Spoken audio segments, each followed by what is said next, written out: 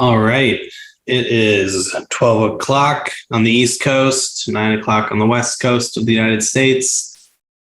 So welcome, everyone. Thank you for attending today's webinar. This is just another part in our long series that we have about how to build models, validate models, challenges associated with them. And this is a series that we've been putting on to help educate people in the agricultural industry, specifically using our F750 and 751 devices. Today's topic is going to be about validation. So today we're talking about validating a model. I'll talk about relevant statistics, types of validation testing, and show you some example data sets so that you can kind of get an idea for what I mean by all these different terms that I'm going to kind of introduce you to. So before we get started, what I want to do is just introduce myself and then touch on a little bit of light housekeeping. So my name is Galen. I am the Director of Applied Science here at Felix Instruments. I've been with the company for a little over 4 years now. My background is I have a bachelor's degree in biochemistry, a master's degree in food science. I am a IFT certified food scientist, and most of my experience is in quality and safety assessment in the food, agriculture, and cannabis industries. So as I mentioned, a little light housekeeping. So before we get started, I just want to mention, if you are experiencing technical difficulties of any kind, if the video cuts out, the presentation disappears, my audio cuts out, anything like that, please feel free to use the chat feature for that so that we can alert our webinar host, which is Susie Truitt, our distributor manager. And so she can manage that, and she can let me know that I am, that I am no longer on video or my audio is not working. But if you do have a question relating to the content of the webinar, so the things that I'm talking about within the webinar, please use the Q&A function in Zoom, because that's what I'll be monitoring at the end of the webinar when I go to actually start answering questions. I won't be looking at the chat. I'll be looking at the Q&A function. So please use that for any questions that are directly related to the content that I'm going to be presenting on today. So let's go ahead and just kind of jump into things. Last time, if you were on our last webinar, it was our second part of our model building series, where I actually went through and talked about some of the pre-processing techniques and actual chemometric model building techniques used commonly to build different types of models. And so now we've kind of gone through this whole process of introducing what model building is and talking about how somebody would go about building a model. And it starts with the sampling process. So we talked about the importance of having a good representative sample set within your training data set in your model. We then talked about spectral collection and analytical testing, how important it is to have consistency in both of those methodologies. And then the last webinar, we talked about the multivariate data analysis, the chemometrics part of it, which is a very complex topic, but doesn't have to be that complex. We talked a little bit about artificial neural networks, the current state of how we're using artificial neural networks, and then talked a little bit about the future and convolutional neural networks and other advanced deep learning neural networks that can potentially be used in the future for even better modeling.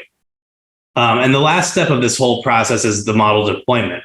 But in between steps 3 and 4 here, we've got a little bit of a step we got to go through before we can be confident that we want to deploy this model and actually use it in practice in real life. And so that process is validation. So today we're going to kind of give a little bit of an overview on the validation process. The validation process is, I wouldn't think of it necessarily as a linear process. There is a linear aspect to it, but it is also a cyclical process. Validation is always something that is conducted anytime a model is changed in any way. So even if you just change some hyperparameters for the model, or if you just, add one small new data set to your training data, that still means that you're going to have to go through this validation process to make sure that the model is working the way you want it to, the way you expect it to.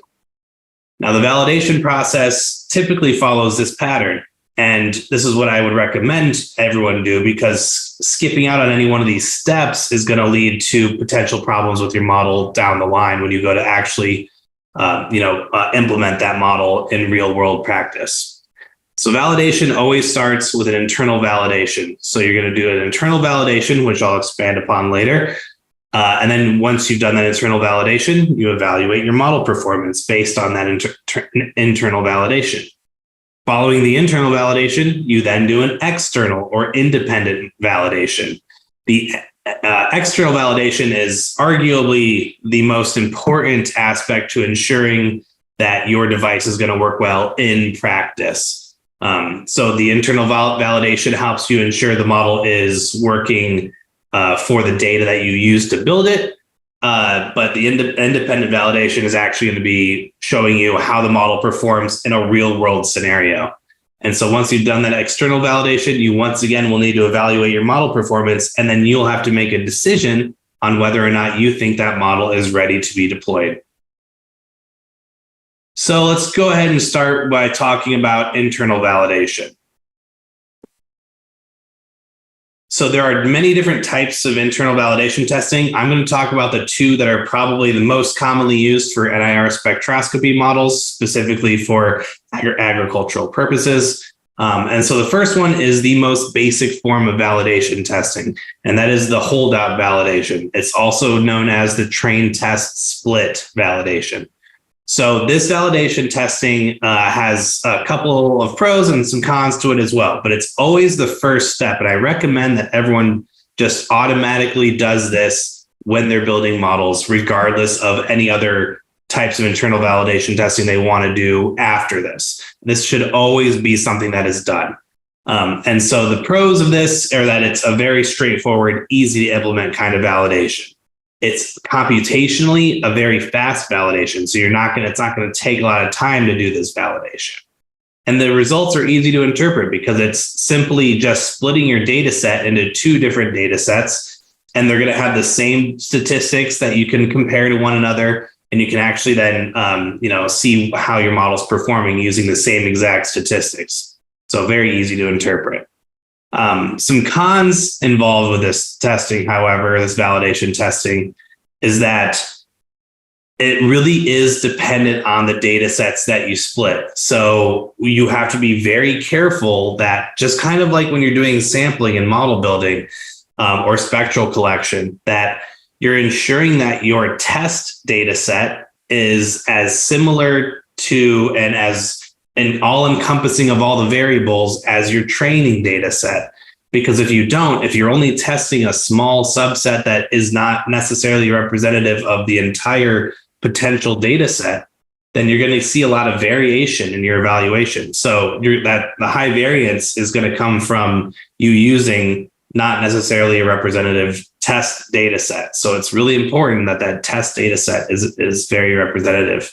And so that can also lead to variance, but also biased performance estimation. So you might actually think your model is predicting very, very well, when in fact that test data set wasn't representative enough. And then when you go to implement it in practice, you're going to see that those results aren't nearly as good as what you thought they were.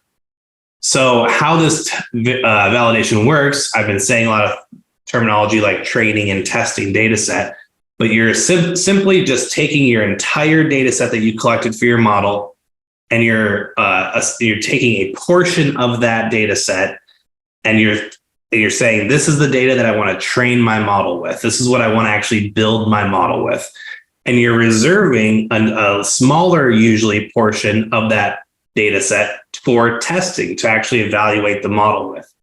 So by doing this, what you're doing is you're not relying on just having your entire training data set be your metric for how well the model is performing, because that's always going to give you an overestimation of how well the model's performing.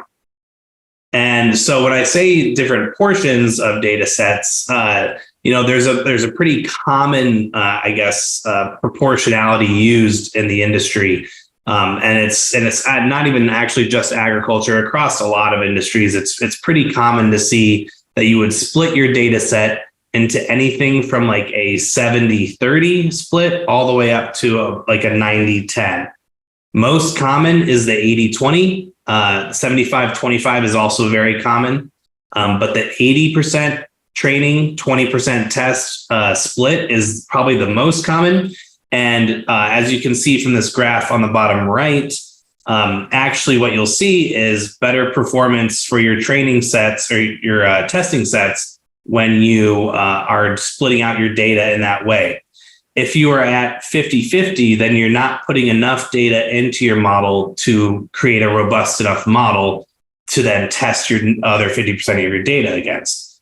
If you are doing 95-5, so you have 95% of your data in your training, only 5% in your test, you run into that problem that I was just discussing where that 5% of your data isn't going to be representative enough to actually give you a good idea of how the model's performing. It's not a representative sample. So the 80-20 split is probably the most common. 75-25 is also a very common split number. So if you're thinking about building your own models, I would highly recommend, this is the very first thing you do. You set aside 25 to 20% of your data for testing only, not to be used to build the model.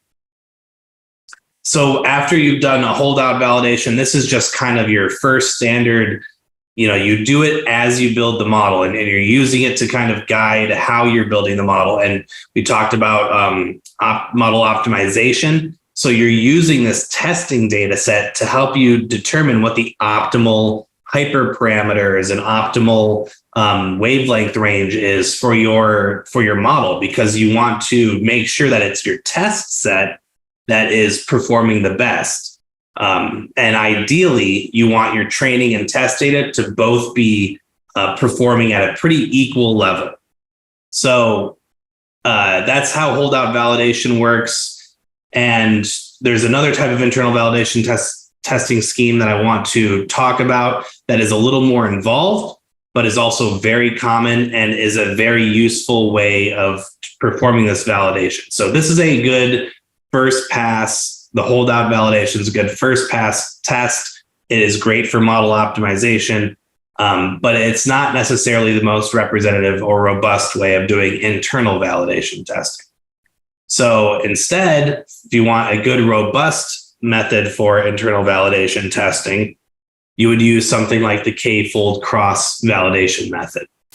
So what this means, the K-fold cross validation, is that you are performing essentially that same train test split kind of validation, but you're doing it and you're on basically every potential grouping of your training, your entire data set, and you're iteratively testing each new set of test data, and you're combining all of those different RMSEs and statistics that you're going to get to formulate, exactly how well this model is performing for all the data in your data set. Now, there's a lot. This is can be quite a complex process, but it doesn't have to be too complex. It's basically you're just splitting up train test data, and then you're iteratively running the same validation, the same model, and you're just running that model against that test data. And that next iteration, it's going to be the next section of test data. And then the third iteration, it'll be the next test, all the way through all possible iterations. And so this can be, so say, for example, you have 100 data points in your model. Probably not the most robust model, but just for the purposes of this discussion. If you have 100 data points in this model, you can do a 100-fold cross-validation where you're taking a single individual data point, and that is your only test data. And you're testing every single data point in a new iteration. And so that data point changes from your very first possible data point all the way to the very last. And by the end of it, you've run 100 different validations and you've tested each individual data point. So that's one way of doing K-fold cross-validation. Another way is to then group the data. So for that 100 data set model, we could group it into groups of 10. And that way we would have 10 iterations. So we would have 10 iterations, and each iteration would be testing a new group of 10 data points. At the same time, there's a whole bunch of other ways to run this kind of validation where you're then combining different groups of data, right? So you're still running 100 data sets, but you're just moving that set of 10 data points the whole way through. There's lots of different ways to go about doing it. But in essence, what you're doing is essentially the same thing as a holdout validation, just in a whole bunch of different iterations so that you get an idea of how every single data point in your data set will do, how it will predict if it is not included in the training data, if it's only in the testing data. So this is obviously, by just saying that, it is obviously a much more robust way of doing internal validation testing. You'll get a way better idea of how the model's performing. You're using the data to its fullest. You're checking every single data point throughout the entire data set. And you're reducing the dependency of that data, as I mentioned for the holdout. You're reducing the chance of that data, being, not representative, I guess, of your entire data set. Now, that being said, the con of that is the biggest one being computational cost. So, as you can probably imagine, if you're running a simple holdout validation, it's just essentially one iteration of this k-fold cross validation. That's a really quick validation. If you're doing that 100 different times, or 1,000 different times, or 1,500, 2,000, 10,000 different times, you're just increasing the amount of time it takes to do the validation. At a certain point, it's going to turn into start to validate your model, have a script written, you're going to validate your model, and you leave it and you let it run on your computer for a day or two before it gives you any results. So there is that computational cost. And there is also, an aspect to this where you might actually be biasing yourself to the type of model you're selecting. That con being, it's not as bad as the cons, I guess, from just doing a simple holdout validation. It's not really as common to see a model selection bias, but it is something that's possible with the k-fold cross validation. So those are the two types of internal validation testing that are most common, that we see most used, especially when we're building NIR spectroscopy models for the ag industry. That these are the two most commonly used types of internal validation testing. And so this is always like I mentioned, this is the first step. The first step of validating is you just want to check to make sure your model is as robust as it can be for the data that you've already collected to build the model. And so that's all data that the model has already seen. The model knows it has a training data set that's representative, and it's going to know that, hey, this training data or this testing data is, I've seen this before. It's similar to the training data. And it's because it's from the same fruit or from the same soil or from the same whatever plant that you're measuring.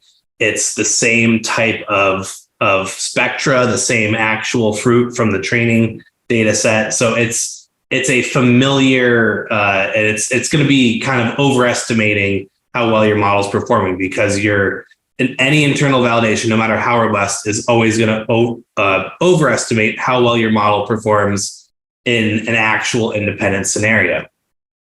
So what has to happen always, every single time after you've done internal validation, is that you have to externally validate the model. And external validation, as it says here, the most important step for determining model robustness, has a number of steps as well. So with the external validation, it's kind of like doing a little miniature model building exercise where you actually have to go out and you have to find a new independent data set or sample set. So, say I built a model that was all with avocados grown in California, and I collected them all, from 2022. And let's say that now I want to validate the model externally. There's a number of different ways I could do that. An independent sample set could be California avocados from 2022, but at a later point in the year when I wasn't collecting data for the model building set. It could also be independent data that is from a different year. It could be 2023 avocados for California. It could be avocados from a different region. So there's a lot of different ways that you're going to want to externally validate depending on what your actual practical use of the instrument is. So once you've collected your independent sample set, you're going to perform the same spectral and reference method testing that you did for your model building exercise. And then once you've collected that data, you'll then test that data against the current model to evaluate the predictive performance. So the way you do that is very much like a holdout validation, where your training data set is all of that data you collected before, and then your test set or your validation set is your new data that you just collected from your independent sampling and your testing. So once you've evaluated that performance, if it's satisfactory to you, if it hits your criteria, which we'll talk about here in a second about some statistics, but if it hits all of your criteria for doing like performance, predictive performance or robustness, whatever your criteria are that you need your model to hit, then what you can do is you can say, okay, this model is good to go, and you can skip to step 4, and you can just wait and then perform another validation later on in the year, or whenever there's a new variable that's introduced to the samples that you're measuring. But if you aren't happy with the performance of the model after step 2, what you can do is you can then add that data back into the training set and then go through that whole cycle of validation again. So do your internal validations, optimize your model, internal validation, and then you would go and you would do a new independent sampling, and then you would evaluate that independent sample. And then if you were happy with the performance, you would say this model is ready to be deployed. But as I kind of just briefly touched on in step 4, this isn't a process that really ever truly is done or finished. Anytime there's a new variable introduced to your samples that you're measuring with the model, so any variable including region, season, variety, or cultivar, temperature, or like environmental temperature that you're measuring at, anything like that, you need to run an external validation to make sure that model is still predicting in a robust way and it's still meeting your criteria for model performance. So this process is something that needs to be done on a regular basis, essentially. And that's just the reality of this technology and how this technology works. So I already kind of have said some terms about statistics, but I really wanted to quickly just show you guys what I mean by some of these statistics that are most commonly used when evaluating these models. The RMSE is the root mean square error. And so this is a very commonly used metric. It's essentially measuring the average difference between the predicted values and the actual values. So it's giving you an idea of the overall prediction error of the model. The formula, as I posted all the formulas for all of these below here, if you are interested in seeing those. So basically it's taking the square of the sum of the difference between the prediction and the actual, and then you're dividing that by the number of actual measurements there were, and you're taking the square root of that. So because the reason we use this metric and not just an average of the errors is because in model building, as you'll see here in a little bit, you're going to have some error that's positive, some that's negative. And if you just average those out, they're going to make it look like it's a very small error, when in reality, your error is actually quite big. So the root mean square error is probably one of the most commonly used metrics to evaluate model performance. The mean absolute error is almost essentially the same thing. Instead of doing a square root of the square, here we're just taking the absolute value of the difference. And the MAE, the mean absolute error, is actually a little bit less sensitive to outliers because you're not doing that squaring and then the square root process. And so if you do notice that you have outliers in your data set, then you might want to also include the MAE as a metric of model performance.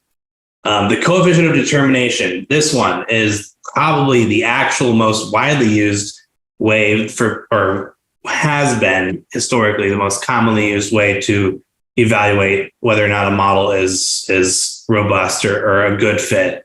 And so, yes, the R-squared is an important metric. However, the R-squared on its own provides very little actual information about how well a model is performing. So, and I will show you some examples here in a little bit about why that is. But, what we really need to be doing is using these metrics in combination, not as a singular indicator. Yes, the R-squared does indicate goodness of fit. However, R-squared is extremely dependent on a few things. It's very sensitive to outliers. It's very sensitive to sample size. So if you have a sample size of 10 and you're looking at the R-squared, it's going to be a lot harder for a sample size of 10 that have an average error of, let's say, 1. It's going to be really hard for that R-squared to be, really that high. It's going to probably be like 0.6. If we have 100 data points, but they all also still have an average error of 1, so the average error hasn't changed, that R-squared is probably going to shoot up to 0.8, 0.85, just because there's more data in that validation set, or that data set that you're using to evaluate the R-squared.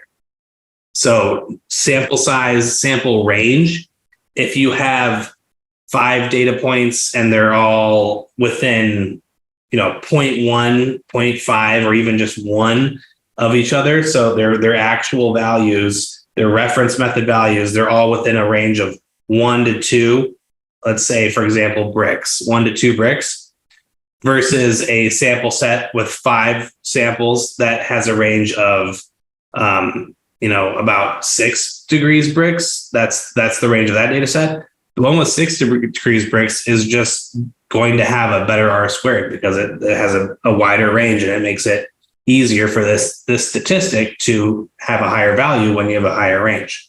So there's a lot of downfalls with using the R-squared on its own. It is still an important metric, and it always should be looked at, but always with a grain of salt and always in combination with other metrics that are like the RMSE that show you what the average prediction error is. We also have some statistics like the bias. So you might notice that there's systematic deviation from the predictions to the actual values. So that'll show itself as something like predictions that are all consistently higher than the training data set or consistently lower. And so that can occur, and that's just simply the mean. If you calculate the mean of the reference minus the mean of the predictions, then you'll get a bias value. And so this will come into play more with external validation when you're actually going to validate independent data sets, because you might notice that there are different biases and depending on the variety or the temperature or other factors like that.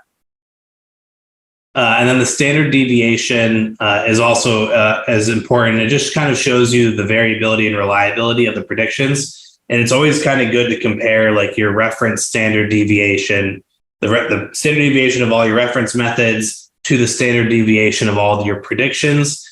They should be on a similar level. You should see that your model is predicting the variability of the predictions is on a similar level to the variability of your reference method measurements.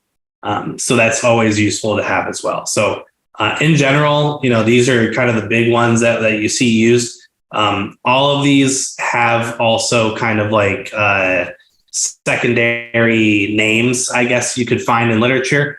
So when you're doing RMSE and you're doing RMSE of a calibration data set or the training data set, it's called RMSE-C. If you're doing the RMSE of a cross-validation, RMSE-CV. If you're doing RMSE of predictions or training data or validation data, RMSE-P or RMSE-V. So you'll see that a lot in literature where they're adding in the extra letter at the end to represent what this is the RMSE for, essentially. But the root mean square error is the name of the statistic, and then any letters that follow are designating what that statistic is being measured on, what data set that statistic is being measured on. So I wanted to also, when we're talking about metrics, we talked about how this validation, how these validations work, but I also wanted to talk about and actually demonstrate to you some common problems. I wanted to show you why we want to combine the statistics to give us a good idea of how good the model is. So I just wanted to first present some, let me see if my slide's going to advance here. Oh, there we go. Some common issues when you're doing internal validation and then external validation. So internal validation is when you'll be able to identify things like underfitting and overfitting. So that holdout validation, that cross validation, the k-fold cross validation will help you to identify issues like over and underfitting. So when I say underfitting, this is what I mean on the left. Your training data set is not all aligned on your ideal line. Your validation data set is also not at all predicting how it should be on that kind of ideal trend line. So when you see something like this, where your training data isn't even all correctly aligned on this ideal kind of line, then you know that you need to adjust things like your model hyperparameters, your wavelength range. You might need to go and look at your original training data set and see if there's any data that might be actually kind of messing with the model, any outliers that you've identified from your reference method testing or anything like that. So when you are underfitting a model, it's not performing well for either your training data or your validation data. And so underfitting is pretty easily identified and solved. It's not like there's any kind of, potential accidental issues where you're going to send a model that looks like this out into the real world to be used. Overfitting, however, is probably the more common and like the more sinister of the two, because this happens quite often. And especially in literature that you read, people quite often build these models and publish data on these models, and they use the training data metrics. And that is a huge mistake, because if you're just training a model, you can make it look as good as you possibly want. But that doesn't mean that it's going to perform well for any sort of external or internal validation data. So if you have a model where all of your training data is just really, almost nearly perfect, but then you split out a validation set or a test data set and you see it perform absolutely horribly, even though that data is the same type of data from the same types of fruits and all those, everything, it's all the same data from your original data set. And you see something like this, that is a really good indicator that your model is overfit, which means it's too hyper specific for the exact data in the training set. It's not broad enough to understand any sort of new data that is given to it. So you really want to avoid these situations. And the way you avoid that is by doing validation. This is why validation is important, because if you were only to look at the training data here, you would say, this is the best model I've ever built. I can't wait to deploy this and everyone's going to be so happy with it. But then when people go to actually use it, they'll realize very quickly that this is indeed actually not a good model. It's a very overfit model. So you really want to avoid both of these scenarios. And the best way to do it is by doing internal validation while you're building the models and while you're optimizing the models. And now with the external validation, I kind of mentioned that bias issue. And so this is kind of how that would present itself. So all your training data would still look good. It's still, very aligned with the ideal line, and it's all performing very well, low average error, prediction error. But your training data, the R squared is not too bad. It's still actually pretty aligned and everything. The only problem is everything is predicting high. And so your RMSE, your error is going to be naturally high. And so there's a lot of factors that can cause this kind of prediction bias when you're doing external validation. Some common sources of bias are going to be if you are transferring a calibration or a model to a different instrument or a different spectrometer type, or even a spectrometer type of the same kind, but is just, it's spectrometers. They're not all exactly the same. There are things like temperature. NIR spectra are highly sensitive to temperature, and not just environmental temperature, but also things like sensor temperature and the actual temperature of the sample that you're measuring. So if you're building a model based off of only room temperature fruit, and then you go to use it on a really super hot day out in the field, or you go to use it in cold storage, that model is going to probably predict with a bias. pH has the same effect as temperature on spectra. So if you're trying to model something that has a very variable pH, then that could potentially cause issues with predictions.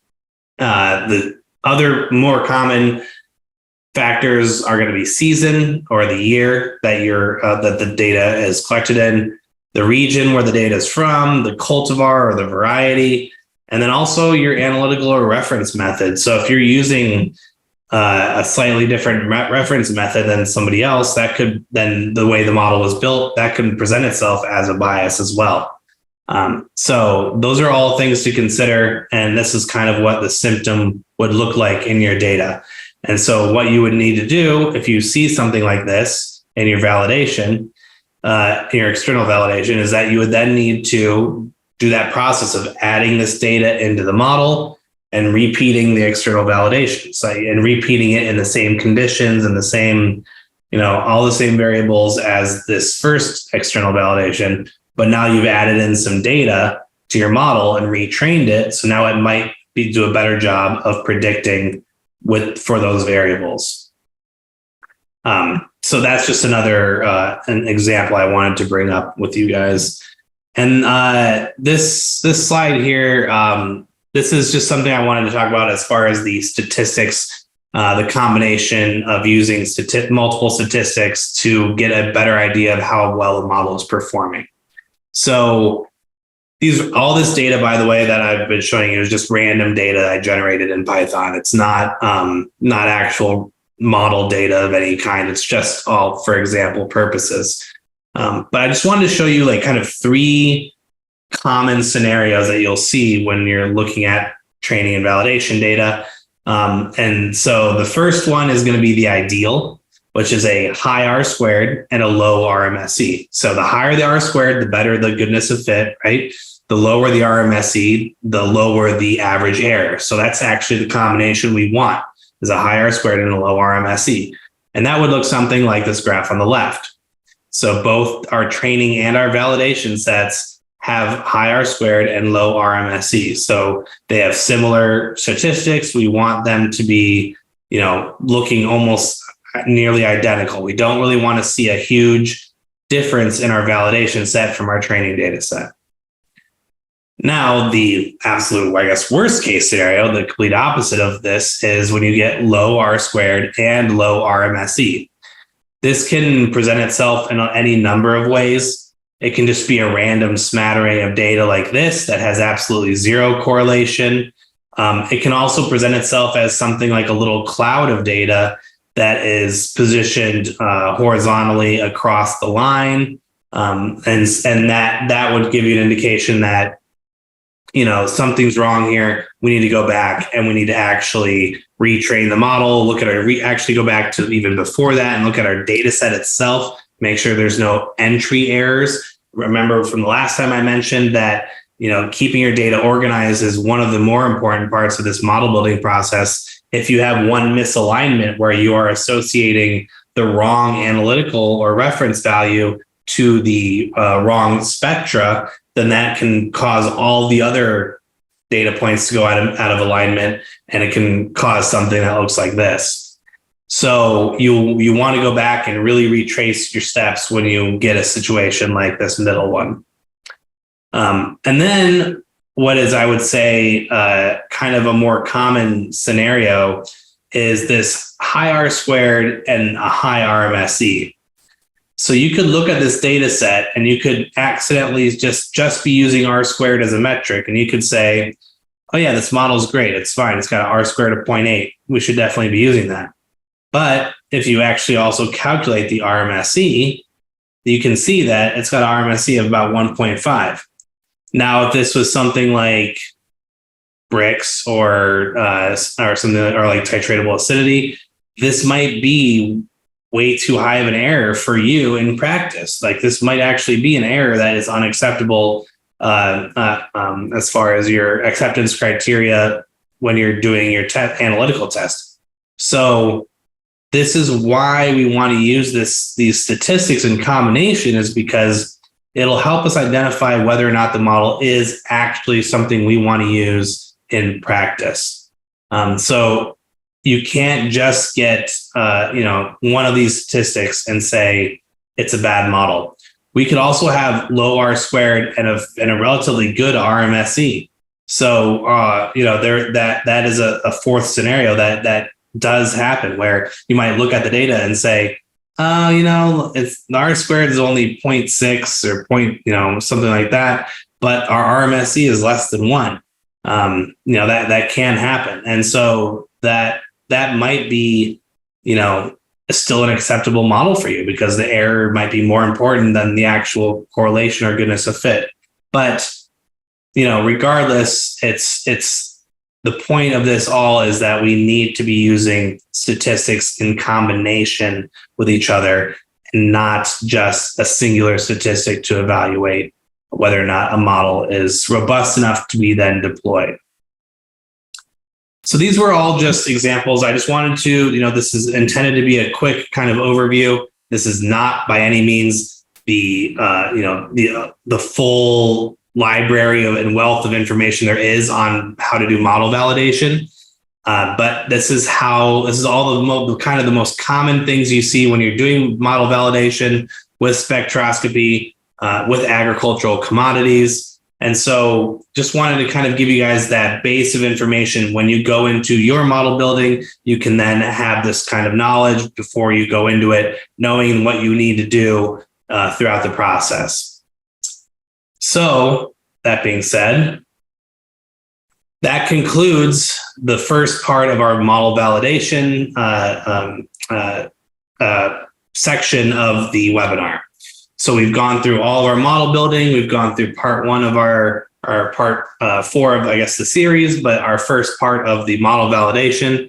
And what we'll talk about in the next webinar is going to be more things associated with challenges that we encounter with model validation, model building, calibration transfer, basically just kind of the most common problems and challenges that we face, and what we can do to mitigate those problems. So that'll be a really good webinar for people that are, struggling with their model building process and might have questions about, their challenges that they're encountering. And this might help provide some insight.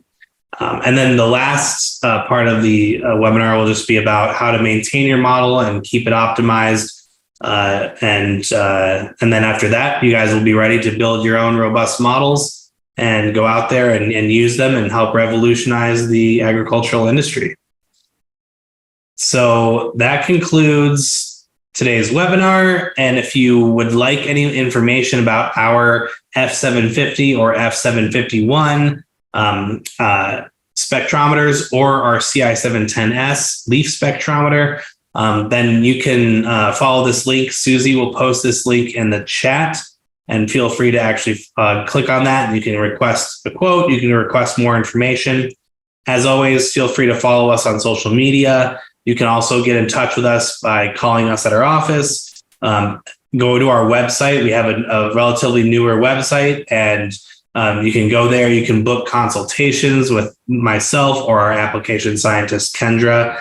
You can also find a lot more information on that website, articles, publications. We have compilations of published literature. If you're interested to see how other people have used our instruments and want to compare your application to other people's, you can download a whole compilation of published papers that used our instruments, and we have them for each of our instrument lines. So thank you all so much for joining today. I'm going to go ahead and jump into the Q&A section right now, and we'll go ahead and we'll just kind of start answering some questions. So the first question is from Andreet. Are these statistical methods, k-fold cross-validation, holdout validation, included in the software that comes with the F750? So with the App Builder software, you do have the ability to do either of these validations. The holdout validation is going to be the easiest because it is you simply click which data is in test, which data is in train. The k-fold cross validation is going to be more involved. We don't have that as an automated process in App Builder. That would have to be a manual process where you run multiple iterations where you're manually selecting which data is in which test set for each iteration. So both are possible in App Builder. K-fold cross validation is not a fully automated method. So thank you for that question. Umesh is asking, do we have any in-house chemometric software which we can use free of cost? We do have an App Builder software, which is specifically geared towards building models using our instruments, using the F750 and the F751, and it is free to download from our website. It is all open source, so you may be able to use it for non-Felix Instruments spectrometers. However, it might honestly just be easier for you to use if you don't own a Felix Instruments spectrometer. It might be easier for you to use something like R or Python for that model building. And the next question is saying it is interesting and much informative. Thank you. And the next question is about a certificate for attending the webinar. Yes, we can. If you are in need of a certificate, feel free to reach out to Susie, and we can generate one for you. The next question. This is a great question. Do we generally have to build a model for each fruit cultivar? So this is actually a very in-depth question. It's something I want to talk about in the next webinar, actually. But just to give you a little bit of a sneak peek into that, sometimes yes, sometimes no. And I know that's not the answer you probably want to hear, but if you always want the absolute best performance, then I would highly recommend you build a unique model for every single possible variable. So you could have a model for each cultivar, you could have a model for different regions, and that's going to give you the best possible performance. However, how useful is that in practice? It might not be that useful. It might be actually kind of cumbersome for people to try to use something that has 50 different models on it. Also, having a device that can hold 50 different models for the same fruit is going to be a challenge in and of itself. So what we go for and what we're trying to do is we want to try to include as many fruit cultivars into a single model as we can, and using the more advanced neural network, deep neural network techniques, then create a model that can easily predict, cultivar independent. So it can just easily any cultivar that you've included in your training data set, it will be able to predict fine for those. For example, I guess a good example would be something like in the avocado space. When you're combining something like a Hass avocado with a smooth skin avocado, sometimes it can work really well. Sometimes it doesn't work that well. So Hass and Shepherd tend to be, avocados that if we include them in the same model, they predict pretty well for each other. You go to include something like Fuerte or other smooth skin varieties, and it kind of starts not predicting as well. So you might want to make an individual model for that specific cultivar. So it's really going to have to be a decision you make on what the end use of the instrument is going to be and how much work you want to put into building the models. So the next question from Dr. Suna. Congrats to me. Thanks for the presentation. Dr. Suna, thank you for being here. Appreciate it. And thanks for joining. The next question is, which one would you prefer, Pearson correlation, just the R, or the R squared? We always use R squared. It seems to be the most commonly used to look for goodness of fit. There is obviously the 5 statistics that I touched on. There is obviously way more than that you can use. But if you want to, what I would do if I were you is, if you're interested in seeing the Pearson correlation, the R, then you can just add that in as another one of your statistics and then use it as just another tool to help you assess your model, but not on its own. And I don't think it has to be one or the other. It never has to be one or the other when it comes to just statistics. You can use all of them to help give you a better idea of how the model's performing. So thank you for that question. And I don't see any other questions. So with that, thank you all for joining the webinar today. And we look forward to seeing you at the next one. And I hope you all have a great rest of your day.